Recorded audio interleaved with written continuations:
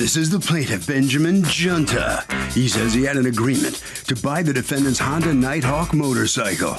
And after traveling 90 miles with his 77-year-old mother, the guy tells him he already sold it. Sold it? Are you serious? You couldn't call me and tell me not to make the trip?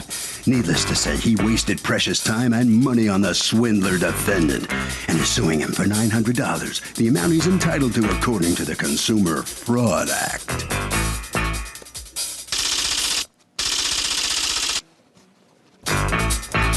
This is the defendant, Patrick. He says the plaintiff called him and asked him if he would take about half of what he was asking for the motorcycle. And he told him he should come and take a look at it if he was interested in buying it. In the meantime, a guy came around money in hand, made an offer, and he sold it. He did apologize to the plaintiff, but you know how it goes, first come, first served. He's accused of revving up a potential customer.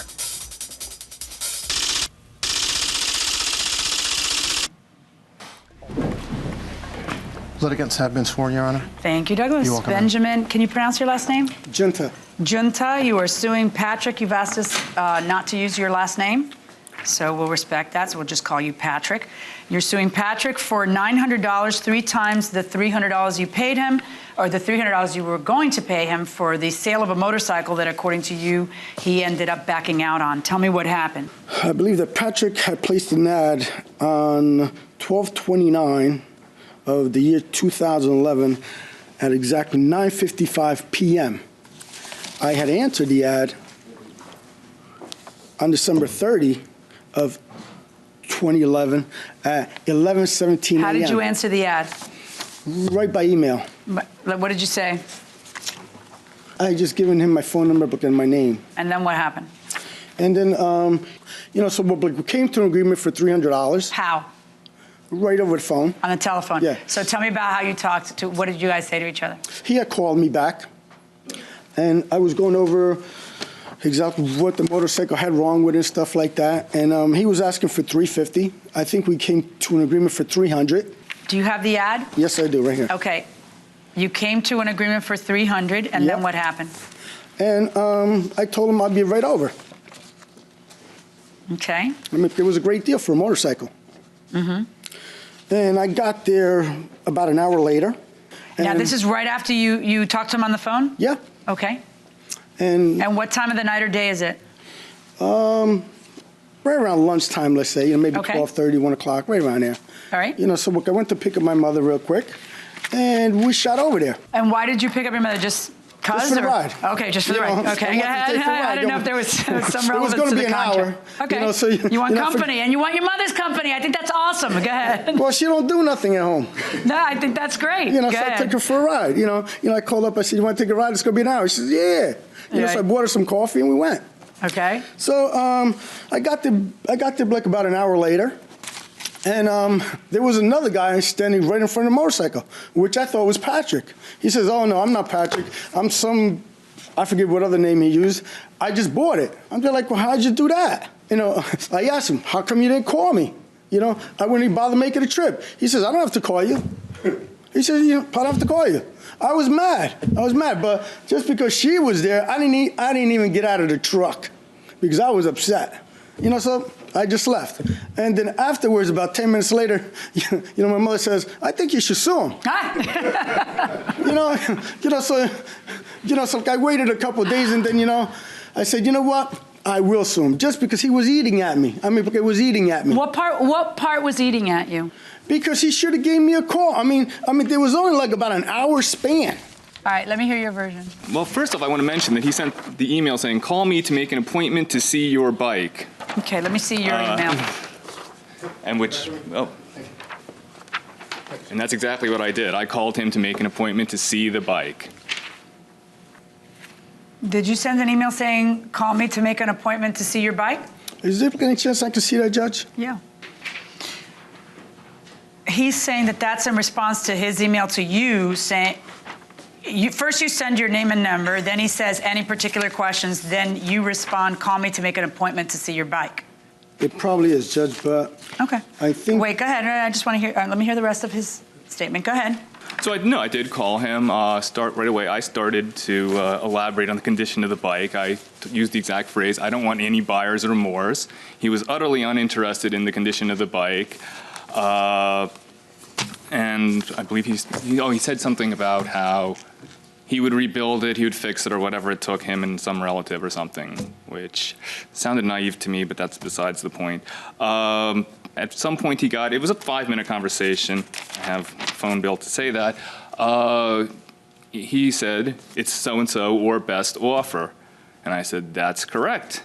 And he said, if I were to offer $200, what about that, or something? To which I said, that would or that might be an acceptable offer. Very non-committal answer to a hypothetical question. And I told him over and over, I said more than once, you can come down and see the bike. He, towards the end, says, you don't understand. My brother has some truck, I'm gonna get it. I'm going to the bank to get $200, I'm going to come down and buy the bike. I can't tell him he can't buy the bike. I said, you can come down and see the bike. And told him, he gave me a time frame where he would be showing up. I told him the address, obviously, and said I'd be out there.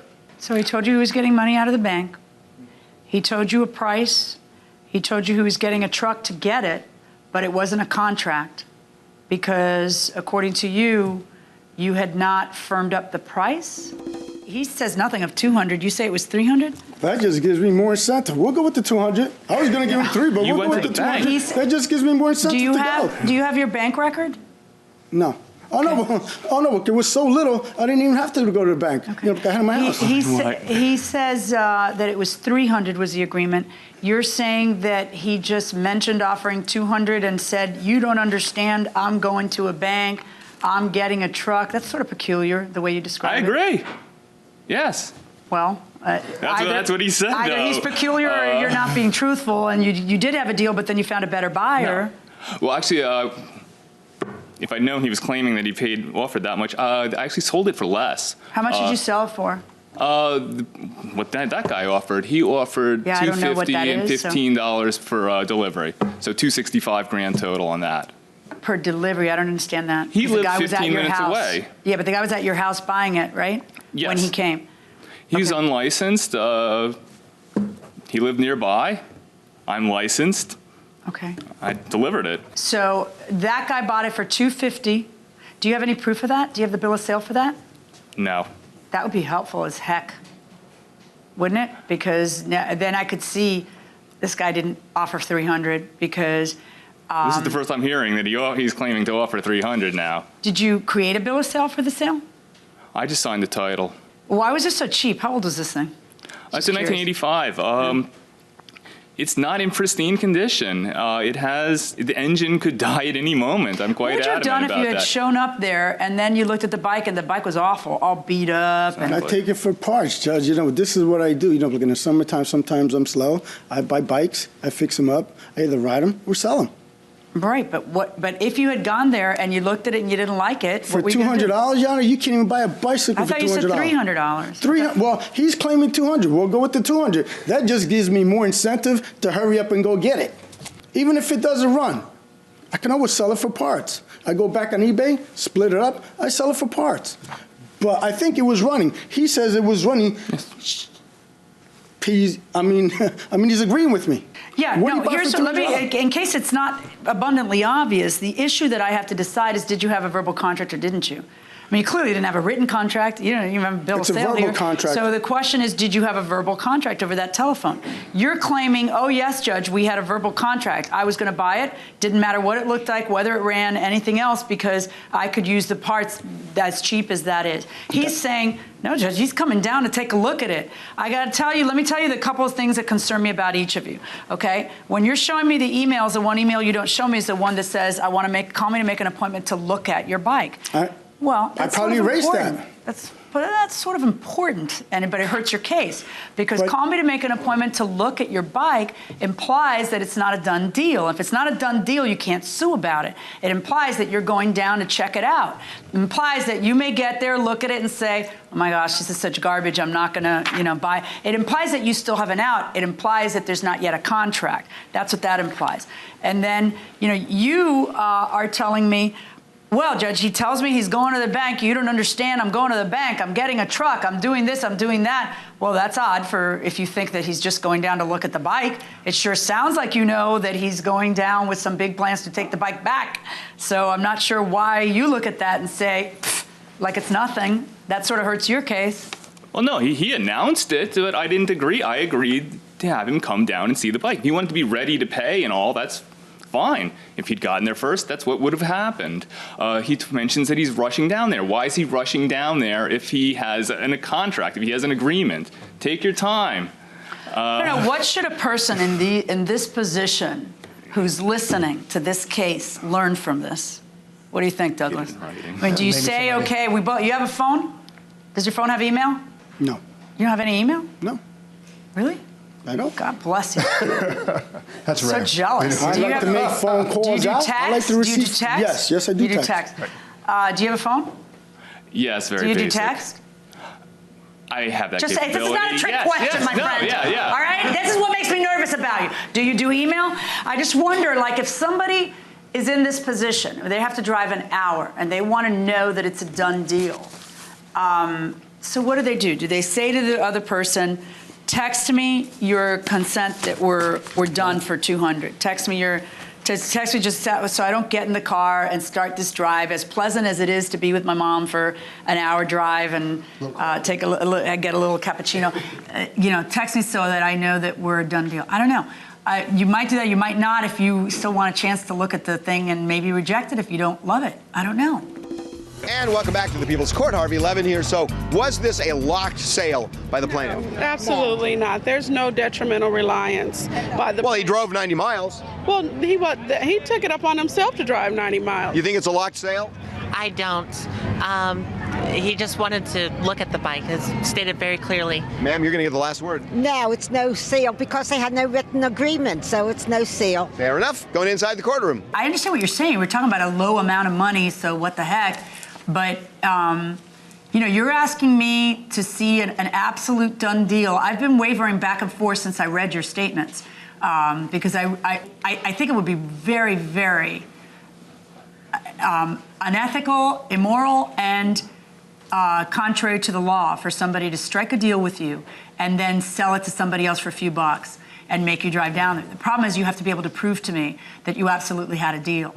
And if I have any wavering fear about that, we have a problem. Do you have some other emails you want to show me? Because this would be a great Judge, time. Here's the truck.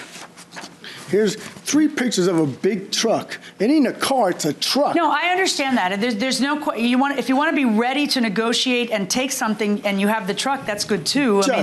Judge, I'm not going to drive an hour down to Elizabeth or wherever he is over there and just say, oh, well, I'm going to waste a whole day. I'm going to waste 3 hours. I'm going to waste my mother's time, and I'm not going to pick it up because I feel like that 200 or 300. No, I don't want you to misunderstand what I'm saying. I believe that you were going to pick it up. Stop and listen to what I'm saying, because there's a distinction. It's a fine distinction, but it's a critical distinction.